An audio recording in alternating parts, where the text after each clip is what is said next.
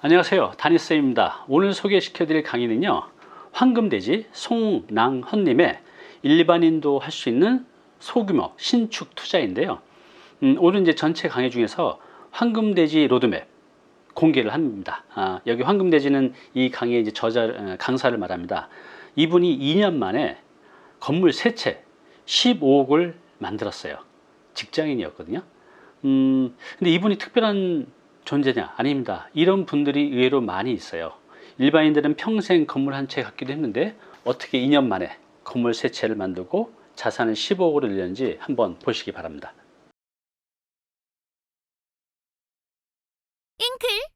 안녕하세요, 황금돼지입니다. 제가 전 시간에는 시행이 부동산 투자의 끝판왕인 이유에 대해서 설명을 드렸어요. 자, 그러면 여기서 설명하고 있는 나는, 황금돼지 너라는 사람은 어떻게 투자를 했니? 이제 궁금해 하실 텐데, 제가 이 부분은 사실 다니TV 그 유튜브에서도 소개를 했었는데, 제가 조금 더 구체적으로 제가 스스로 다시 한번 설명을 드리는 차원에서 강의에 삽입을 했습니다. 저 같은 경우는 신축을 원룸 건물 3개를 했는데 이제 2년 동안 했어요. 2년 동안 했고, 그전에는 이제 부동산 일반적인 투자나 경매를 통해서 이제 진행을 했고, 건물 3개를 지으면서 제 투자금 처음에는 이제 2억으로 시작을 했는데, 그 2억으로 이제 15억까지 만들어낸 그런 테크트리에 대해서 이제 소개를 한번 해드리겠습니다. 자, 제가 처음에 이제 시행을 했던 건물은 이제 이렇게 4층짜리 건물이었어요. 4층짜리 건물이었는데, 그전에는 이렇게 2층짜리 단독주택이 있었던 자리였거든요. 그래서 이거를 제가 여기에는 지금 억 단위로 조금 깔끔하게 잘라놨는데 4억 3천만 원에 샀습니다. 4억 3천만 원에 이 건물을 매입을 했고, 이 건물은 깔고 있던 그 땅의 크기는 이제 29평이었어요. 29평이고 평당 1,500만 원에 매입을 해서 4억 3천에 샀는데 대출이 3억 3천만 원이 나왔습니다. 그래서 이때도 뭐 대출 규제가 있었던 때이긴 한데, 내가 건축을 하겠다고 해서 대출을 80% 받아서 이제 3억 3천을 대출을 받고, 이때 내 돈이 1억이 들어갔죠. 그리고 시공비, 이렇게 건물을 짓는데 거의 한 4억 8천, 거의 5억 가까이가 들어갔는데, 이때도 공사 대출이 한 3억 정도가 나오고요. 나머지 2억은 이거를 공사를 해주는 시공사한테 이제 외상으로 공사를 해서, 공사비 자체는 사실 제 돈이 들어가지는 않았어요. 그리고 뭐 설계비, 감리비, 이것저것 부대비용, 이자도 내야 되고 하니까요. 이제 부대비용이 1억이 들어가서 총 이 건물을 짓는데 원가는 10억이 들어갔습니다. 10억. 10억이 들어갔는데 제 돈은 2억이 들어갔고, 은행 대출 6억, 시공사 외상 2억. 이렇게 해서 이제 10억을 만들어진 거고, 이렇게 해서 이제 세팅을 했을 때 이제 통매각을 해도 되고 이제 분양을 해도 된다고 설명드렸는데, 이거는 이제 단독주택이기 때문에 분양은 안 되겠죠. 통매각을 해야 되는데, 저는 일단 통매각은 안 했고요. 어떻게 세팅을 했냐? 전세랑 월세를 섞었습니다. 그래서 자, 전세를 6개 놓고 월세를 하나 놔서 이제 보증금을 많이 받았어요. 보증금을 제가 이 건물에서 8억을 받았는데요.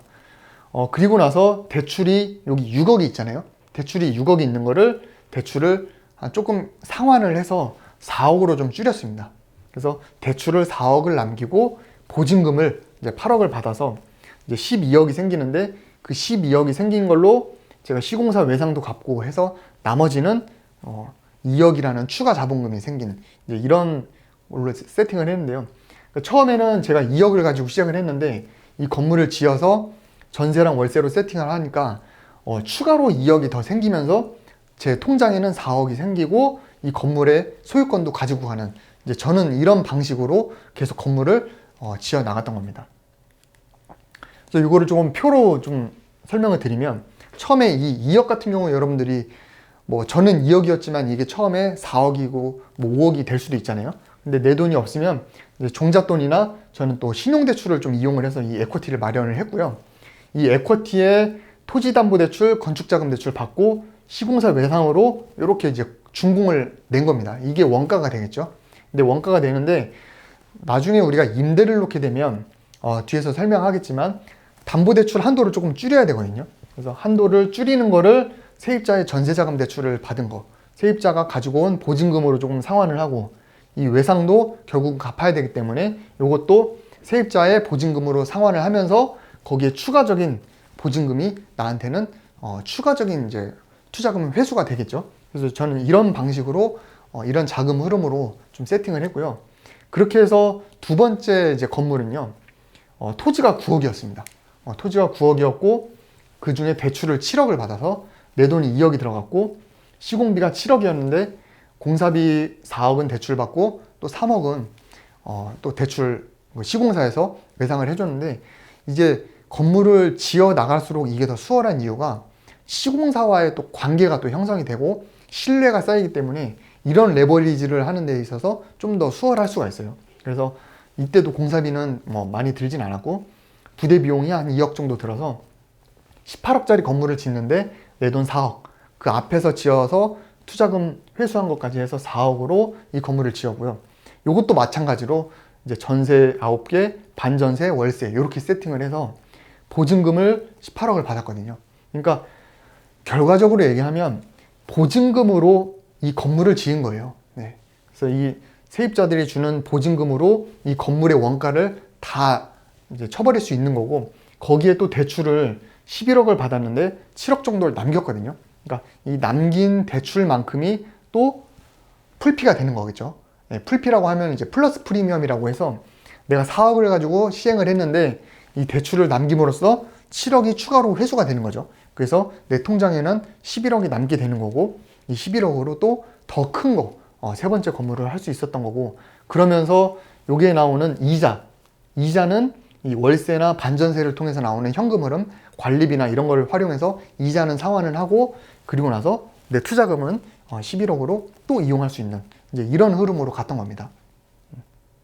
자, 여기까지 정리하면, 자, 2억으로 처음에 건물을 지어서 2억의 투자금이 회수가 됐죠. 더 추가로 회수가 돼서 4억이 됐고, 거기에 전세 끼어 있는 건물 하나가 제가 소유를 하게 되고요.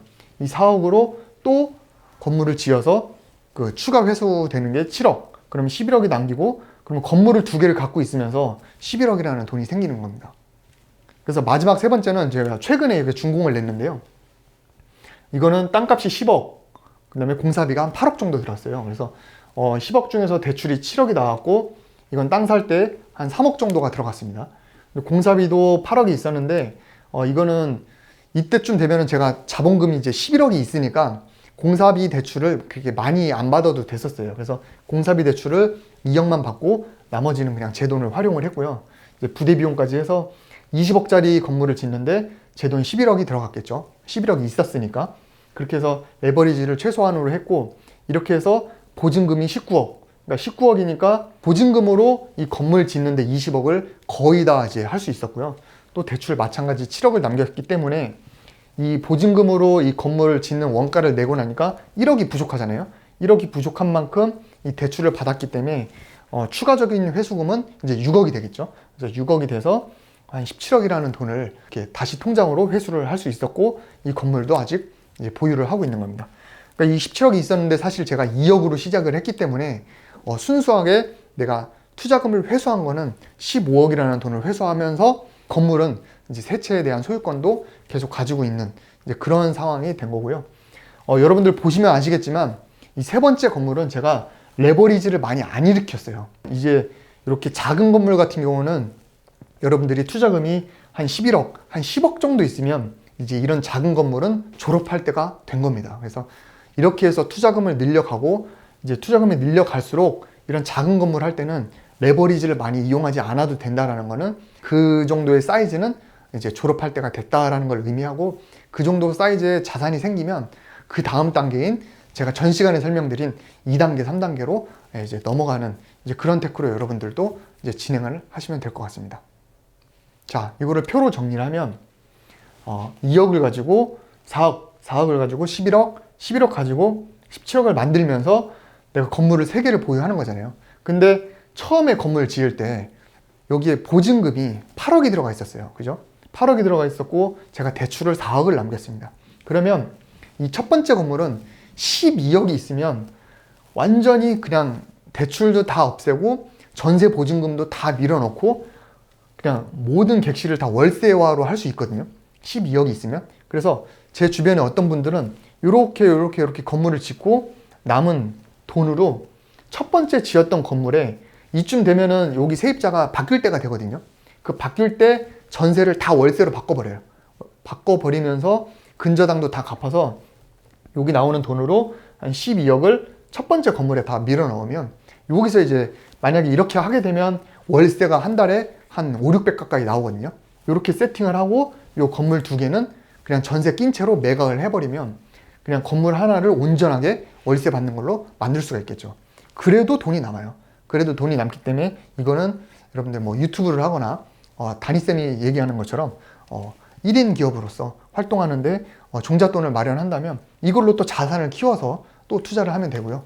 이런 테크도 있으니까요. 여러분들이 일단은 한 번은 시작을 해보시면 그 다음부터 길은 많으니까요. 한번 처음에 강의를 듣고 실천하는 걸로 한번 진행을 해보시면 좋을 것 같습니다. 네, 황금돼지 송랑은 강사님의 강의 잘 보셨나요? 이번에 전체 강의 궁금하시죠? 네, 정말로 부자가 될 수 있는 강의예요. 아래 댓글로 링크 남겨놓을 테니까요. 꼭 한번 가서 보시기 바랍니다. 그리고 여러분들 고민 걱정이 있다 하시면 우리 잉클에 가서 한번 검색해 보세요. 그리고 만약에 내 고민을 해결해 주는 전문 강사가 없다 하시면 댓글로 남겨놓으시면 저희가 반드시 찾아서 강의를 만들어서 여러분께 배달해 드리도록 하겠습니다.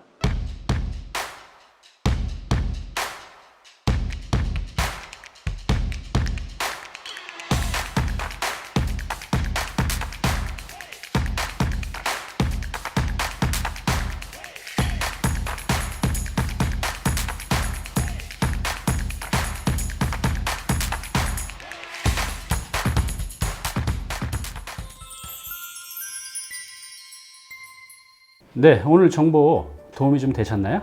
앞으로 이런 정보 계속 받아보실 분은요, 여기 구독 부탁드리고요. 그 다음에 오른쪽은 제가 추천하는 영상입니다. 꼭 한번 보시기 바랍니다.